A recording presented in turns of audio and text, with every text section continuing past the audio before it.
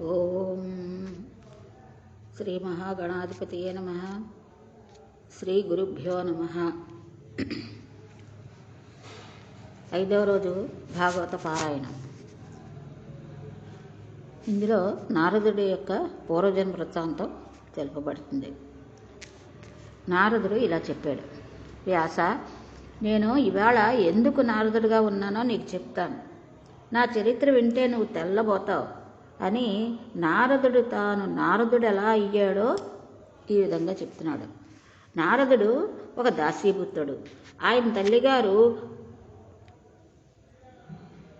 చిన్నతనం నుంచి బాగా ఐశ్వర్యవంతులైనటువంటి బ్రాహ్మణుల ఇంట్లో ఊడిగం చేసేది. వాళ్ళ ఇళ్ళు తొడవడం, వాళ్ళ గిన్నెలు తోమడం, ఆవులకు పాలు పితికి పెట్టడం మొదలైనటువంటి పనులన్నీ చేసేవారు. తల్లి ఎక్కడ వెళ్తే అక్కడికి వెళ్ళిపోతూ ఉండేవాడు ఈ పిల్లవాడు బ్రాహ్మణుల ఇంట్లో తిరుగుతున్నాడు. వారు వేదాంగాల్ని చదువుకున్నవారు. ఆ ఇంటికి వర్షాకాలంలో అటు ఇటుగా వెళ్ళిపోతూ కొంతమంది సన్యాసులు చాతుర్మాసం దీక్షకని వచ్చారు. వస్తే అమ్మతో పాటు ఈ పిల్లాడు కూడా అక్కడే ఉన్నాడు. రోజు నీవు ఉదయాన్నే స్నానం చేసేసి వాళ్ళకి పీటలు వేయడం, దర్భాసనాలు వేయడం, వాళ్ళకి మడిబట్టలు తీసుకురావడం, ఇటువంటి పనులను చేస్తూ ఉండవలసిందని ఆ ఇంటి యజమాని ఆ పిల్లవానికి చెప్పాడు. దాసీపుత్రుడైన నారదుడు రోజు స్నానం చేసి వాళ్ళ మడబట్టలు పట్టుకొచ్చి అక్కడ పెడుతూ ఉండేవాడు. వాళ్ళు సన్యాసులు అంటే ఏంటి? లోకం అంతటా పరబ్రహ్మాన్ని చూసేవాళ్ళు. వాళ్ళు ఆ పిల్లవానికి దాసీపుత్రునిగా చూడలేదు.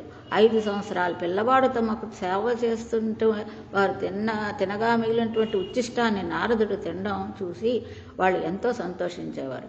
వాళ్ళు మహాభాగవతులు. వాళ్ళు తినగా మిగిలినటువంటి ఈ భాగవత శేషాన్ని తినేవారు. ఆ వచ్చిన సన్యాసులు పొద్దున్నే లేవడం, భగవంతుని అర్చన చేసుకోవడం, వేదాంగాలు చదువుకోవడం, వాటిని గురించి చర్చ చేసుకోవడం, మధ్యాహ్నం అయ్యేసరికి భగవంతుని స్మరించడం, సంతోషంతో పాటలు పాడుతూ నాట్యం చేయడం చేస్తూ ఉండేవాడు నారదుడు. ఆఖరికి చాతుర్మాసం అయిపోయింది. వాళ్ళు వెళ్ళిపోతున్నారు.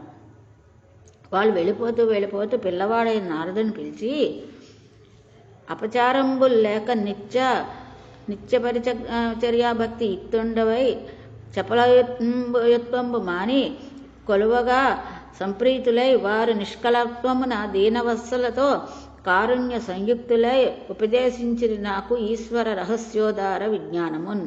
ఆ పిల్లవానికి ఏమీ తెలియపోయినా, ఏ తాపత్రయం లేకుండా మనస్సులో వాళ్ళ మీద ఉన్న అపారమైన భక్తి చేత అతడు వారిని సేవించగా వారందరూ కూడా కారుణ్యము అని చెప్పడానికి కూడా వీల్లేదు.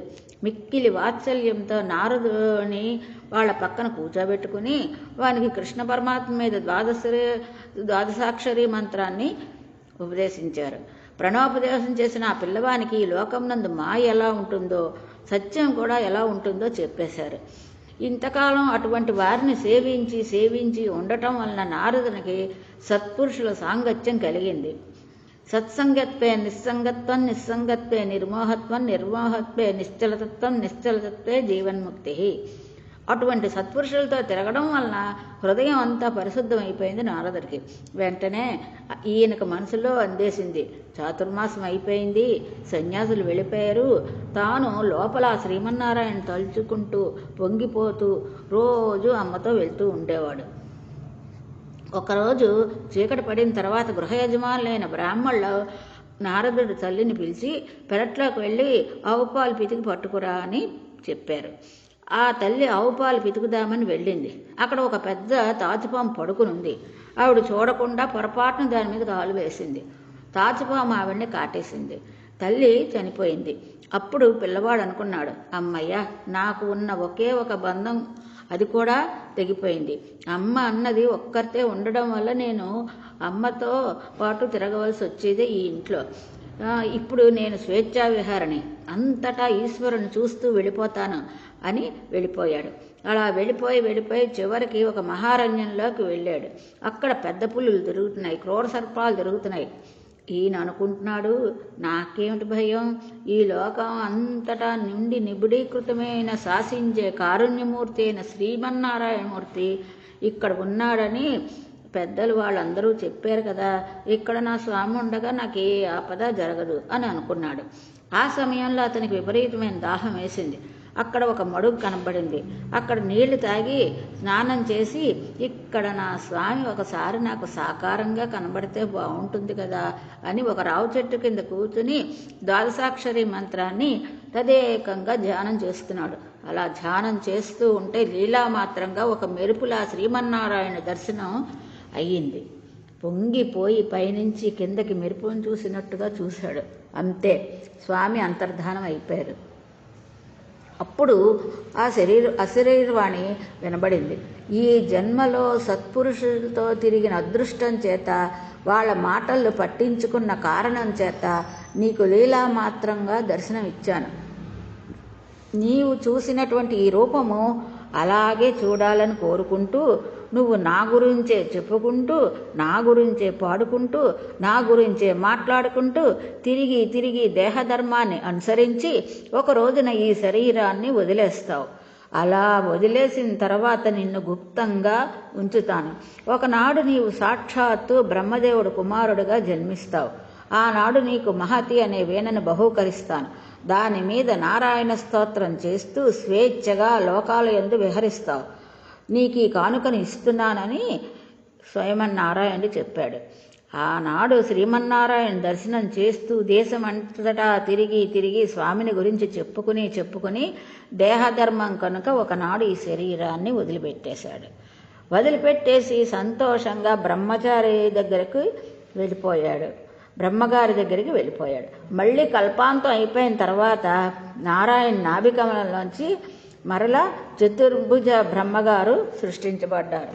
మొట్టమొదట ప్రజాపతులను సృష్టించినప్పుడు చతుర్ముఖ బ్రహ్మగారు నన్ను కూడా సృష్టించారన్నాడు నారదుడు. నాకు మహతి వీణ కూడా ఇచ్చారు. ఆ వీణ సర్వకాలముల యందు భగవంతుకు సంబంధించిన స్తోత్రమే పలుకుతోంది. నేను ఆ నారాయణ నామం చెప్పుకుంటూ లోకమంతటా స్వేచ్ఛగా తిరుగుతూ ఉంటాను. నేను వైకుంఠానికి వెళ్తాను, సత్యలోకానికి వెళ్తాను, కైలాసానికి వెళ్తాను, ఏ ఊరు పెడితే ఆ ఊరే వెళ్తాను. ఎక్కడికి వెళ్ళినా లోక సంక్షేమాన్ని ఆవిష్కరిస్తాను. భగవంతుని శక్తి గురించి మాట్లాడతాను. అది తప్ప మరొకటి నాకు రాదు. వ్యాస, నేను ఇవాళకి ఇంతటి వాడిని ఎందువల్ల అవ్వగలిగాను? ఒకనాడు దాసీపుత్రుడైన నాకు నలుగురు సన్యాసులు ఉపదేశించిన జ్ఞానము నన్ను ఇవాళ స్థితికి తీసుకొచ్చింది. రెండో జన్మలో నారదుడిని అయిపోయాను. నీవు భాగవతం అని భగవత్కథను చెప్పగలిగితే విన్నవాడు ఉత్తర జన్మల్లో ఎందుకు మహాజ్ఞాని కాలేడు, ఎందుకు భక్తుడు కాలేడు? అందుకని నీవు భగవద్భక్తి గురించి చెప్పవలసింది. దుర్యోధన ధృతరాష్ట్రుల గురించి ఎందుకు చెప్తావు? చెప్పకపోయినా ప్రజలందరికీ వారిని గురించి తెలుసు. అందుకని భక్తి గురించి చెప్పు. భక్తి కాలవలమైనటువంటి భాగవతాన్ని రచించు అన్నారు. అనగా ఆనాడు మహానుభావుడు వ్యాస భగవానుడు నారదుని మాటలు విని పొంగిపోయి, నారద, ఎంత గొప్ప మాట చెప్పావయ్యా. ఇప్పుడు నేను భగవంతుని గురించి, భగవంతుడి విశేషాల గురించి, ఈ బ్రహ్మాండముల ఉత్పత్తి గురించి, ఆయన నమ్ముకున్న భాగవతుల గురించి, ఈశ్వరుడు వాళ్ళ వెంట పరిగెత్తేటువంటి వృత్తాంతముల గురించి నేను రచన చేస్తాను.